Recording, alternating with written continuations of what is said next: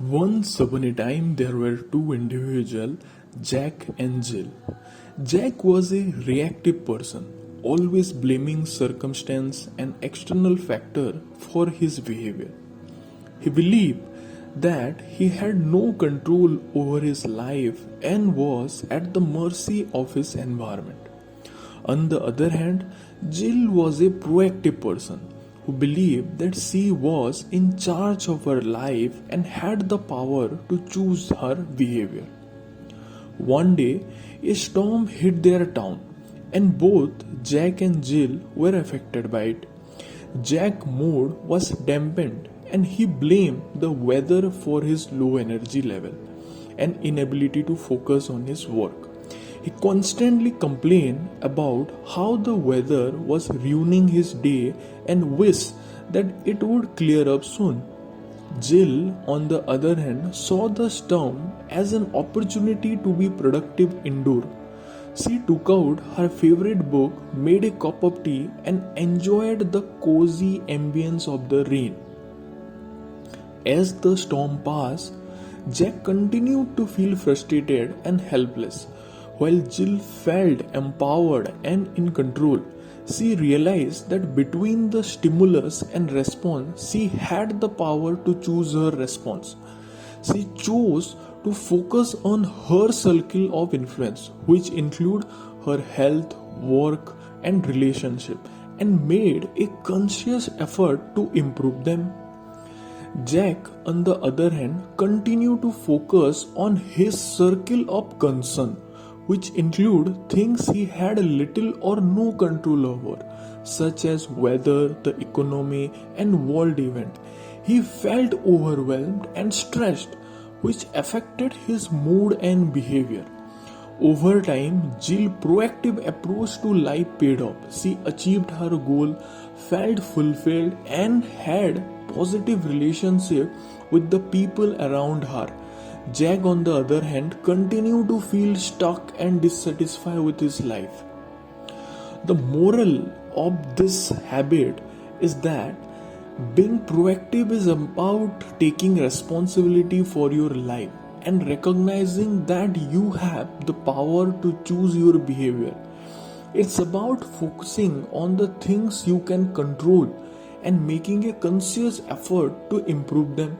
So, the next time you face a challenge, remember that you have the power to choose your response and focus on your circle of influence.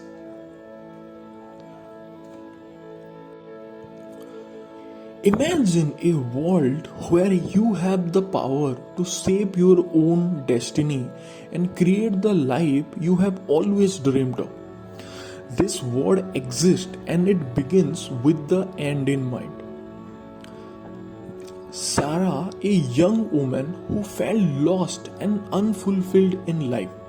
She did not know what she wanted or who she wanted to be. Sarah realized that if she continued on this path, she would never find happiness or true success. That's when she stumbled upon habit 2. Begin with the end in mind. Sarah realized that she had the power to envision her future and create a plan to achieve it. She knew that all things are created twice, first in the mind and then in reality. So she took the time to imagine who she wanted to be and what she wanted to do with her life.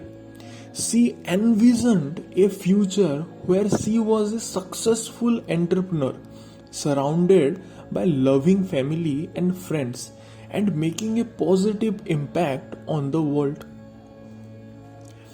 To make this vision a reality, Sarah decided to create a personal mission statement. She reflected on her values, beliefs, and goals and wrote a statement that defined who she was and what she stood for. Her mission statement became her guide to success. It reminded her of her purpose and gave her direction in life. With her personal mission statement in hand, Sarah took action. She worked hard to start her own business, surround herself with supportive and positive people, and gave back to her community. Whenever she faced a challenge or obstacle, she referred to her mission statement to stay focused and motivated. Over time, Sarah's hard work and dedication paid off. She achieved her goal, found true happiness, and made a difference in the world. She realized that by beginning with the end in mind, she had created her own destiny and secured the future she had envisioned. The moral of this story is that you have the power to shape your own destiny.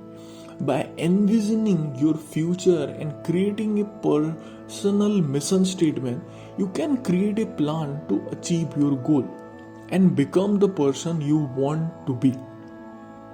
So take the moment to imagine who you want to be and what you want to do with your life, and then take action to make it a reality.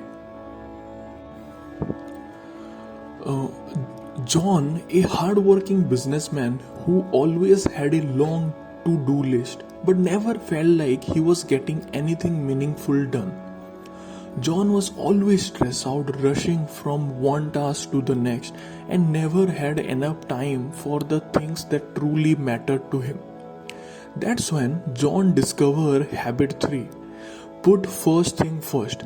He realized that he had been putting his time and energy into things that did not align with his personal values and priorities. John understood that he needed to exercise his independent will and become principally centered. So John took a step back and thought about what was most important to him. He created a list of his values, roles, and priorities, his blueprint for a meaningful life. John knew that by putting first thing first, he could organize and manage his time and even according to his personal priorities. John started each day by focusing on his top priority. He made sure that he was spending his time on the things that truly mattered to him. John also learned to say no to tasks and events that did not align with his values and priorities. He understood that by doing so, he was creating more time and space for the things he wanted to accomplish. Over time, John's life transformed. He felt more fulfilled, happier, and less stressed about. By putting first thing first, he was able to manage his life in a way that aligned with his personal values and priorities. The moral of this story is that you have the power to create a meaningful life by putting first thing first. Exercise your independent will, become principally centered, and focus on the things that truly matter to you. By doing so, you can organize and manage your time and even according to your personal priorities and live a more fulfilling and purposeful life.